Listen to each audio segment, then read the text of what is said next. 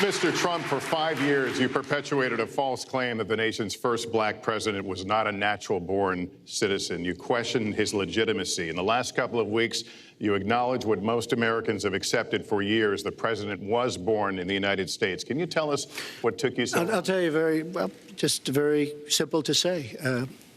Sidney Blumenthal works for the campaign and very close friend of Secretary Clinton. And her campaign manager, Patty Doyle, went to, during the campaign, her campaign against President Obama, fought very hard. And you can go look it up and you can check it out. And if you look at CNN this past week, Patty Solis Doyle was on Wolf Blitzer saying that this happened. Blumenthal sent McClatchy, highly respected reporter at McClatchy, to Kenya to find out about it. They were pressing it very hard. She failed to get the birth certificate. When I got involved, I didn't fail. I got him to give the birth certificate. So I'm satisfied with it, and I'll tell you why I'm satisfied with it. That was because I want to get on to defeating ISIS, because I want to get on to creating jobs, because I want to get on to having a strong border, because I want to get on to things that are very important to me and that are very important to the country. I will let you respond. That's important, but I just want to get the answer here. The birth certificate was produced in 2011. You continued to tell the story and question the president's legitimacy in 2012, 13, 14, 15, as recently as January. So the question is, what changed your mind? Well, nobody was pressing it. Nobody was caring much about it.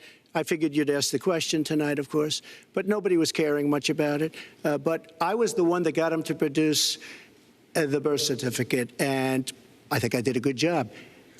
Secretary Clinton also fought it. I mean, you know, now everybody in mainstream is going to say, oh, that's not true. Look, it's true. Sidney Blumenthal sent a reporter. You just have to take a look at CNN last week, the interview with your former campaign manager, and she was involved. But just like she can't bring back jobs, she can't produce. I'm sorry, I'm just going to follow up, and I will let you respond to that because there's a lot there. But we're talking about racial healing in this segment. What do you say to Americans? Well, it was very, I say nothing. I say nothing because I was able to get him to produce it. He should have produced it a long time before. I say nothing. But let me just tell you, when you talk about healing, I think that I've developed very, very good relationships over the last little while with the African-American community. I think you can see that. And I feel that they really wanted me to come to that conclusion, and I think I did a great job and a great service, not only for the country, but even for the president, in getting him to produce his birth certificate. Secretary Clinton. Well, just listen to what you heard.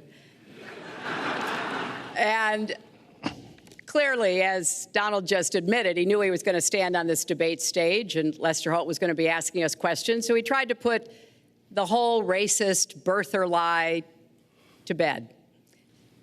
But it can't be dismissed that easily. He has really started his political activity based on this racist lie that our first black president was not an American citizen. There was absolutely no evidence for it, but he persisted. He persisted year after year because some of his supporters, people that he was trying to bring into his fold, apparently believed it or wanted to believe it. But remember, Donald started his career back in 1973 being sued by the Justice Department for racial discrimination because he would not rent apartments in one of his developments to African Americans, and he made sure that the people who worked for him understood that was the policy. He actually was sued twice by the Justice Department. So he has a long record of engaging in racist behavior. And the birther lie was a very hurtful one. You know, Barack Obama is a man of great dignity, and I could tell how much it bothered him and annoyed him that this was being touted and used against him. But I like to remember what Michelle Obama said in her amazing speech at our Democratic National Convention. When they go low, we go high. and Barack Obama went high, despite Donald Trump's best efforts to bring him down. Mr. Trump, you can respond, then we're going to move on I to would the love next to segment. respond. First of all, I got to watch, in preparing for this, some of your debates against Barack Obama. You treated him with terrible disrespect. And I watched the way you talk now about how lovely everything is and how wonderful you are. It doesn't work that way. You were after him. You were trying to. You even sent out, or your campaign sent out, pictures of him in a certain garb, very famous pictures. I don't think you can deny that.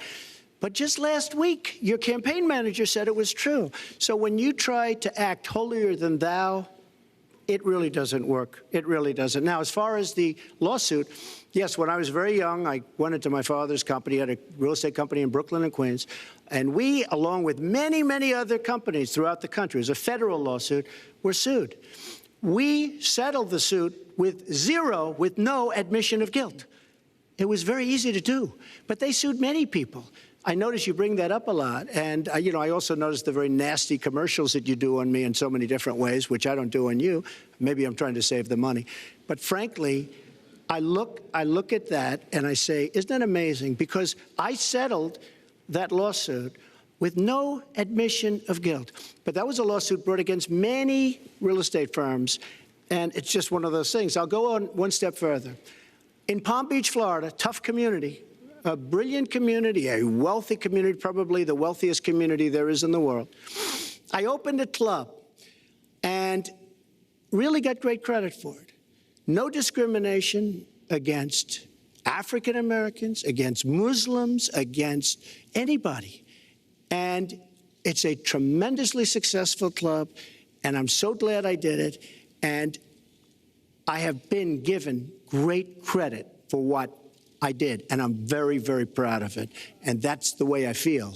That is the true way I feel. Our next segment is called Securing America. We want to start with a 21st century war.